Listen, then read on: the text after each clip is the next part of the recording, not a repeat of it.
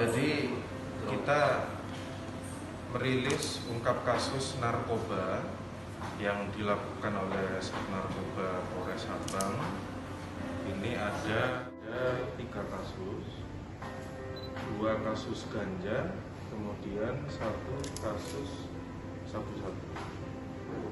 Untuk 2 kasus pertama, ini kita ungkap pada saat bulan Ramadan yang lalu. Jadi sebagai bentuk cipta kondisi masyarakat selama bulan Ramadan supaya terhindar dari penyakit masyarakat, kita melaksanakan cipta kondisi di kawasan perwisata.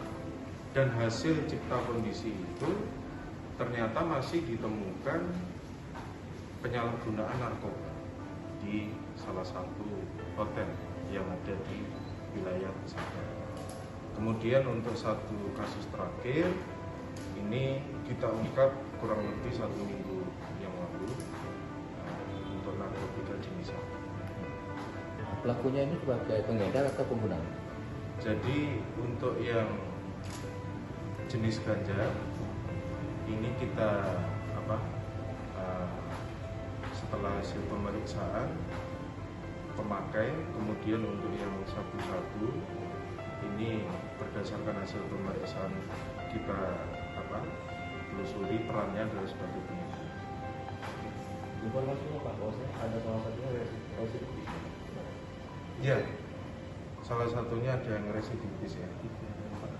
Nah, 3 dari 4 tersangka ini merupakan residivis kasus yang sama, kasus narkoba. Hukumannya gimana Pak? Untuk ancaman hukumannya kita terapkan pasal 111 ayat 1 junto pasal 127 ayat 1 Undang-Undang Nomor 35 Tahun 2009 tentang narkotika.